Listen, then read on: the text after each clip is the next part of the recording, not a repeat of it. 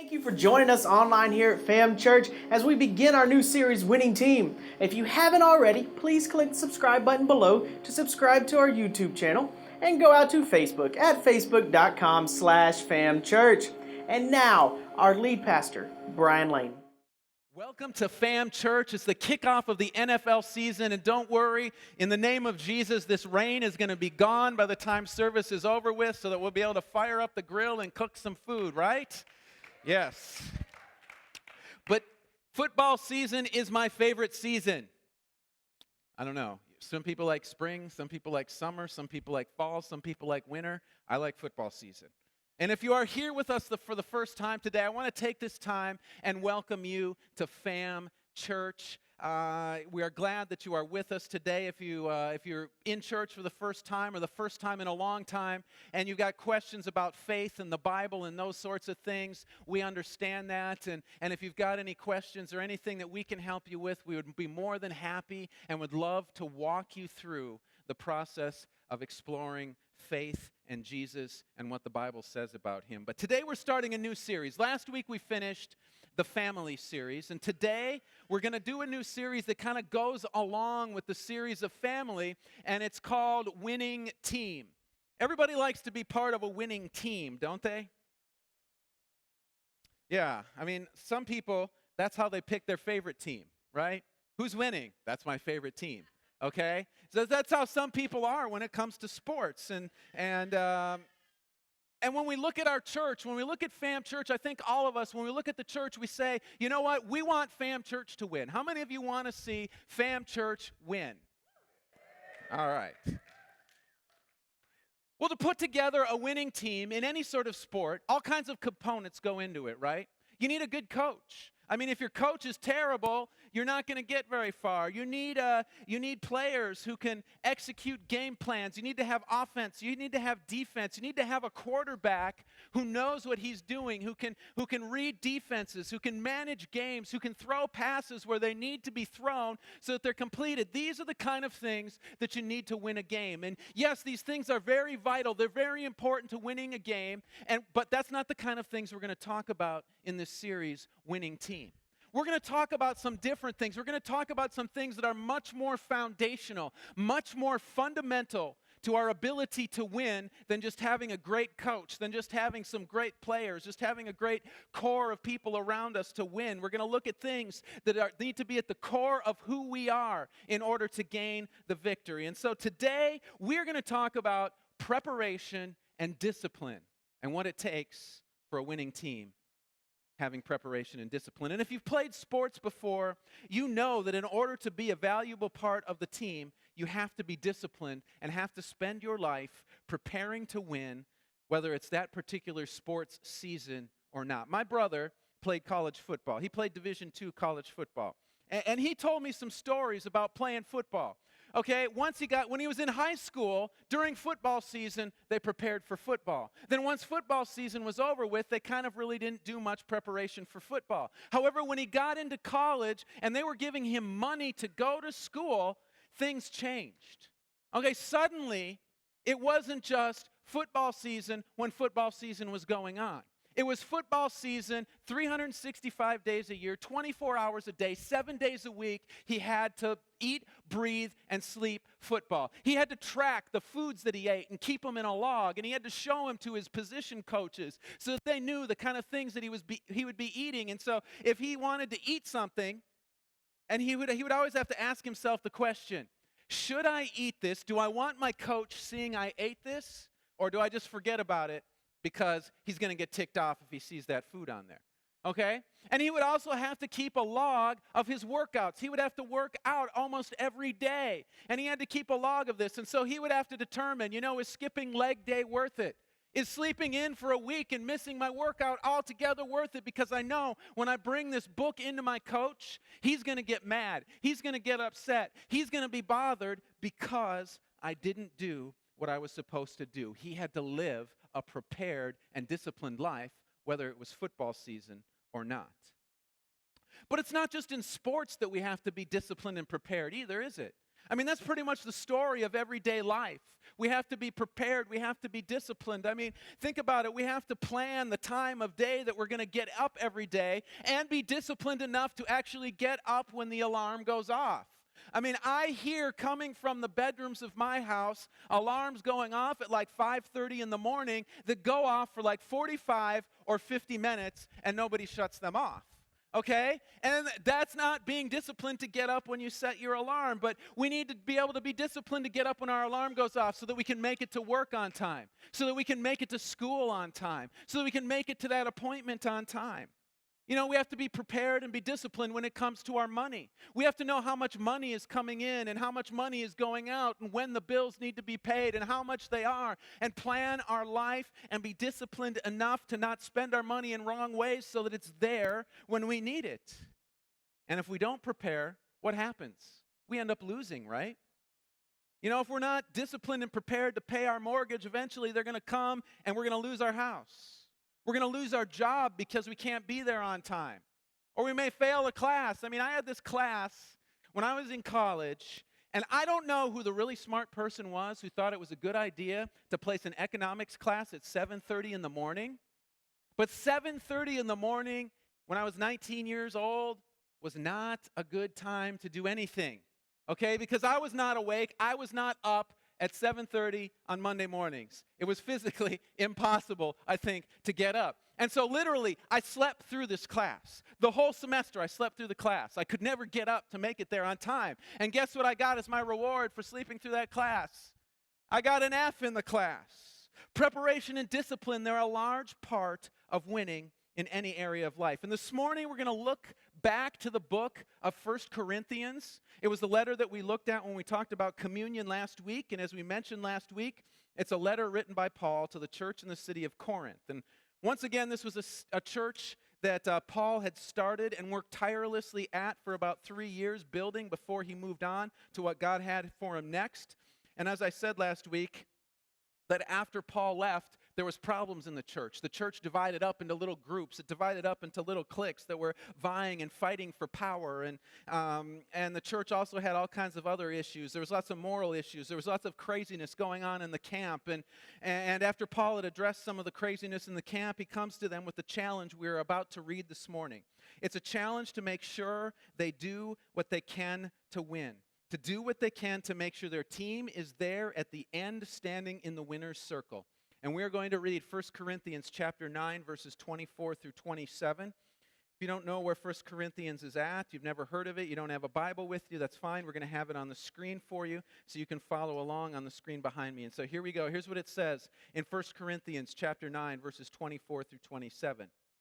Do you not know that in a race all runners run, but only one gets the prize? Run in such a way as to get the prize. Everyone who competes in the games goes into strict training. They do it to get a crown that will last, but we do it to get a crown that will last forever. Therefore, I do not run like someone running aimlessly. I do not fight like a boxer beating the air. No, I strike a blow to my body and make it my slave, so that after I have preached to others, I myself will not be disqualified for the prize. All right. So to begin to understand what's going on here, there's a little bit more background information, a little piece that I did not mention last week that I need to tell you about, and that's this. The people of Corinth love athletics and loved athletic competition. Okay, it was a part of their culture. It was a part of who they are.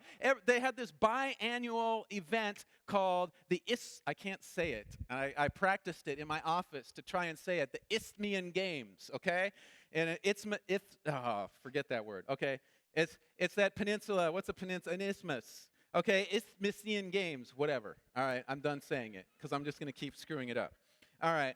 But they played these games, they had this competition, and that 6 basic events were involved in the Isthmian Games. It was wrestling, jumping, javelin, discus, running, and boxing.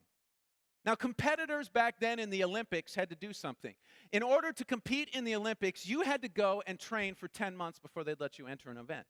And it was assumed that that was the same thing that happened here in the city of Corinth with this Isthmian Games, because they were second in importance to the Olympic Games that were held in Athens. And so it was assumed that most of these people, most of the men who competed in these events, these games, spent 10 months competing before they entered into their event, before they entered into whatever it was they were competing against. And the reason is that the Corinthians wanted to make sure that the people were prepared and ready to go out and win at all costs. They didn't want people just entering, somebody saying, oh, I think I can wrestle. I'm going to go sign up for these games and just go into the wrestling thing. They wanted people who had trained. They wanted people who had prepared. They wanted people who were disciplined and spent the time that they needed to do what they were supposed to do to try and win the prize in these games.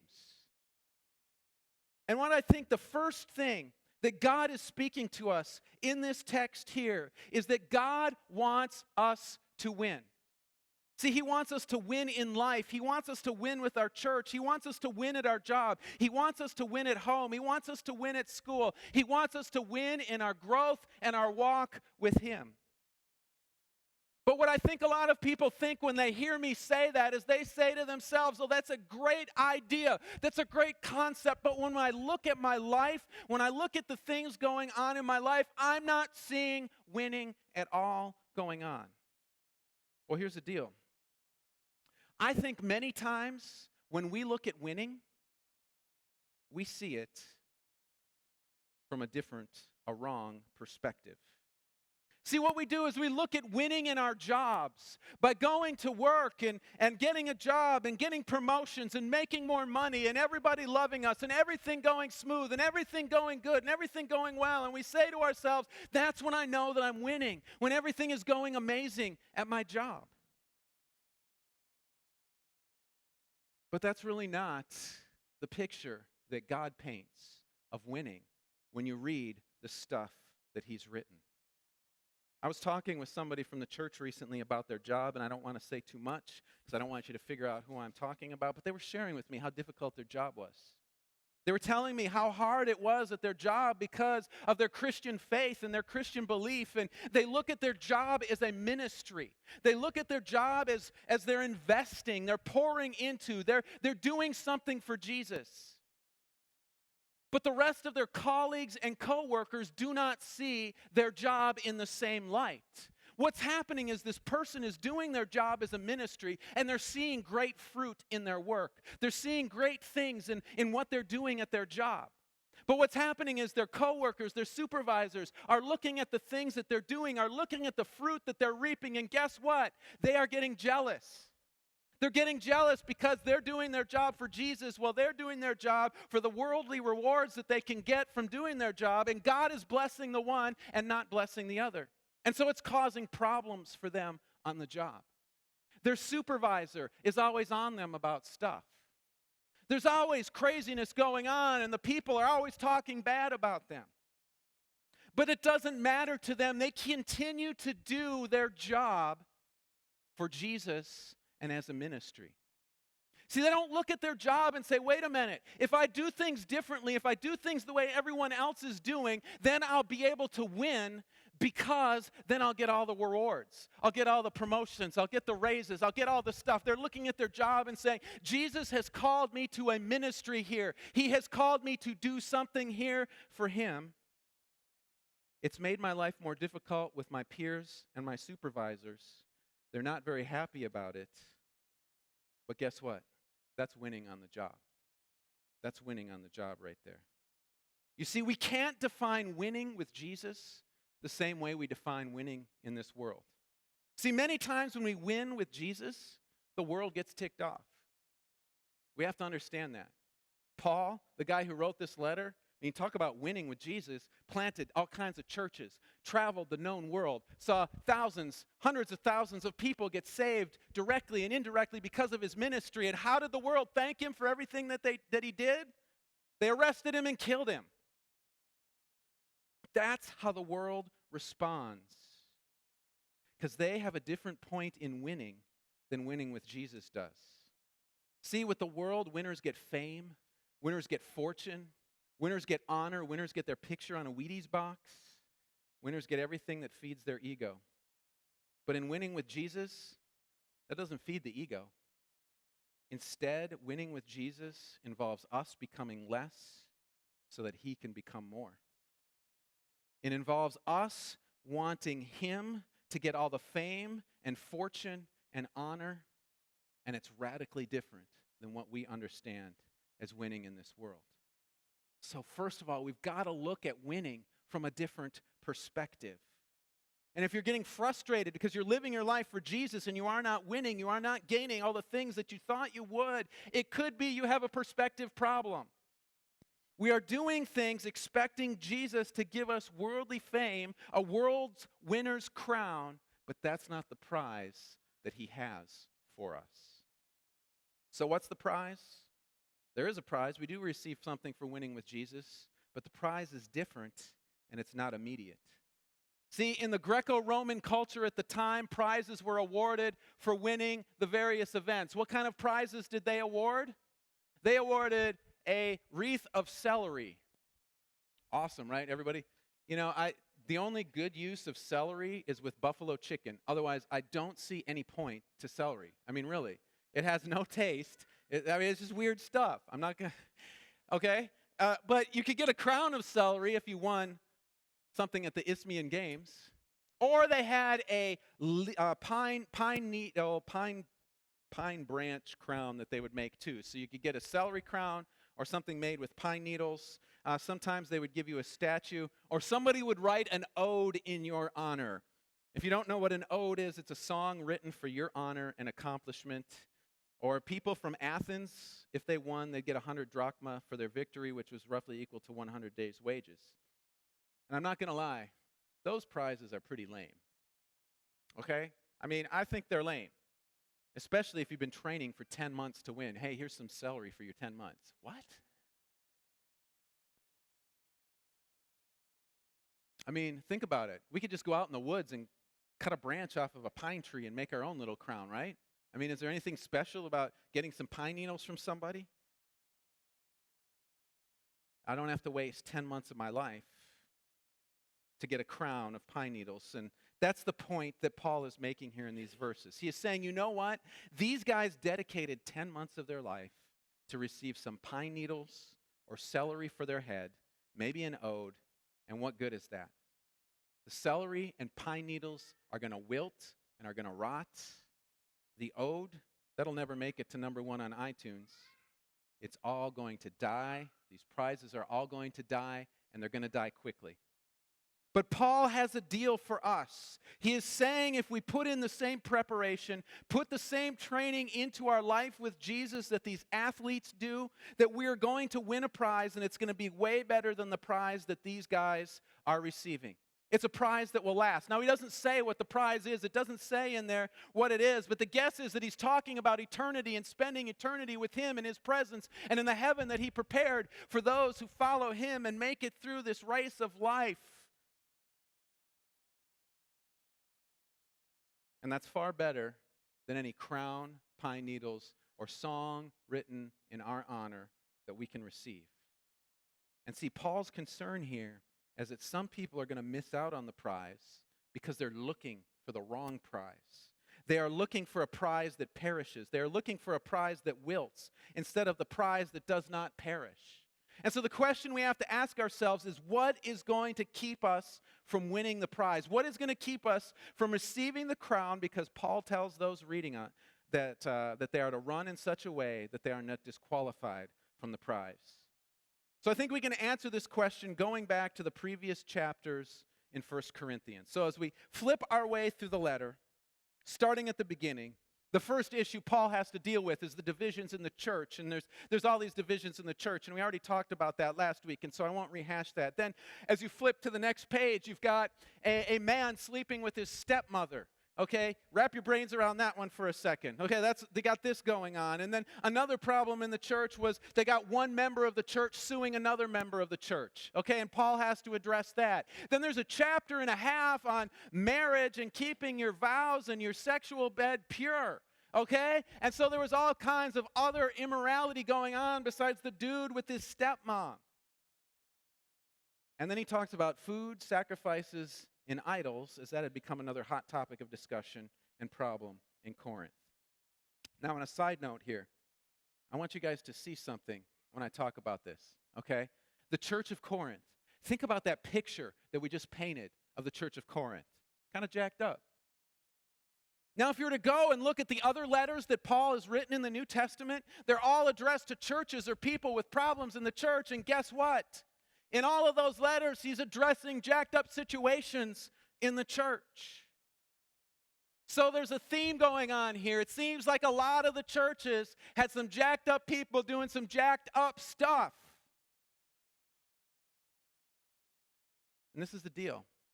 See, people come to church and they think they're entering into a place, a perfect place, with perfect people who always do everything right, who never do anything wrong, who always do it the way Jesus wants it done. I hate to break this to you, but there is no church on the planet that is a perfect place with perfect people who always do it the way Jesus wants it done. We have to understand we are sinful, broken people. Every single one of us in this room, regardless of how long we have been walking with Jesus. And so sometimes we do sinful, broken things. And they get people ticked off because it's not the way Jesus would want it done. And even I do that. I know some people, I've had people say this to me, man, you're a pastor, so you must be so close to Jesus that like nothing can get in there. I wish it was true. I wish it was that way, but I am broken and fallen just like you. I have the same temptations and struggles just like you. And so if you expect me to never let you down, I got to tell you, your expectations are way too high because at some point I'm going to let you down, I'm going to fail you, and you're going to be mad. That's the way the church is. That's just the way the church is. It's not a perfect place with perfect people. The church is a messy, messy place. So don't expect it to be clean. But back to the main point that I was making here. I believe what Paul is telling us in this letter, the thing that's going to disqualify someone from the prize is sin. In our journey through the previous chapters, everything that Paul had to address with the church there was rooted in sin. And with that in mind, Paul is telling us that we need to train. We need to prepare and have the discipline in our life to make sure that sin does not keep us from receiving the prize. A simple definition of sin is anything that we do that is counter to God's plan, purpose, and will for our lives. Now, you might be saying to yourself, hold on a second. You just said that all of us sin, and then you just said that sin is the thing that keeps us out or keeps us from winning the prize. It sounds like I'm in trouble. It sounds like we're all in trouble because nobody can measure up to that. Well, see, Paul also says in that, he says, I do not run like a man running aimlessly. I do not fight like a man beating the air. He is saying that there are some people who have given their lives to Jesus and are wandering through life just letting whatever happen to them. They make no distinction between what God wants for their lives and what sin is trying to do in their lives. They make no distinction between the darkness trying to overcome them and the light trying to give them victory. They make no distinction between sin and right. They make no distinction between any of that stuff. They have not walked away from the life of sin that they were tangled in before they started to follow Jesus. And Paul is saying if they continue on this path, they're going to find themselves disqualified from winning the prize. And instead, he is calling them to live life, to run the race of life with purpose, with a plan, so that you will win the prize. You see, when someone is running the race right, it doesn't mean they won't develop cramps. When someone is running the race right, it doesn't mean that they're not going to get dehydrated at some point in the race. When someone is running the race right, it doesn't mean that they're not going to trip and fall down and skin their knee. See, when we run the race right, problems come and problems happen. But when a person trains, when a person disciplines themselves, when a person prepares themselves for a run, those things do not set them back permanently. And that is the difference. And that's what Paul is saying to us. We need to live our life with a purpose, and that purpose is to live our life for Jesus. And living our life for Jesus means we go to war with sin in our life. We don't let whatever happen to us. Yes, even if we are training, even if we are properly prepared and disciplined, we're going to have things that slow us down and give us temporary setbacks. However, we cannot let those things stop us. Our training should prepare us to get up and keep going so that we're not kept out of the winner's circle. However, if we do not train, if we do not live our life with purpose for Jesus, that can keep us from the winner's circle, because those things that slow others down will completely bounce us from the race. So in order to make sure we are not kept from the winner's circle, we have to first of all be prepared to run the race. Preparation is defined as the action or process of making something ready for use, to get ready for an event or an undertaking. About 2 years ago, I started to train, I started to prepare to run a marathon. The biggest problem is most marathons are on Sunday mornings, and so I kind of haven't been able to enter one, even though I've spent this time training, but I found one on a Saturday in March 2016, so if you're interested in joining me, it's coming up here in 5 or 6 months, let me know. But what I found was, as I began training, and as I began running further distances, I needed to do different things to prepare.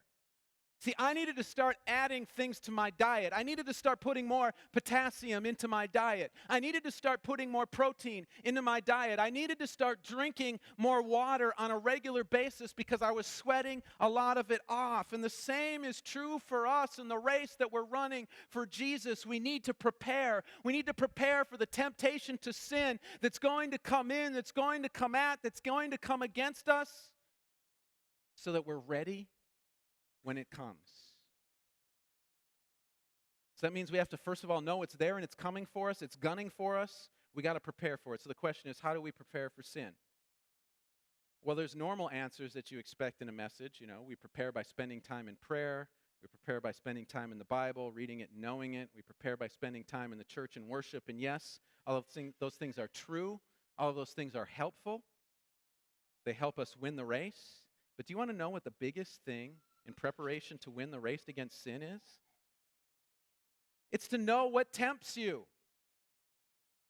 It's simple, but people don't think of it. We get all spiritual when it comes to this. The biggest thing that we can do to prepare is to know what tempts us, and to not just know what tempts us, but also to know that when the sin comes and it tries to take us out of the race or slow us down, that God provides a way out in that situation. In the very next chapter, in 1 Corinthians chapter 10, verse 13, it says this: "No temptation has overtaken you except what is common to mankind, and God is faithful. He will not let you be tempted beyond what you can bear, but when you are tempted, He will also provide a way out so you can endure it."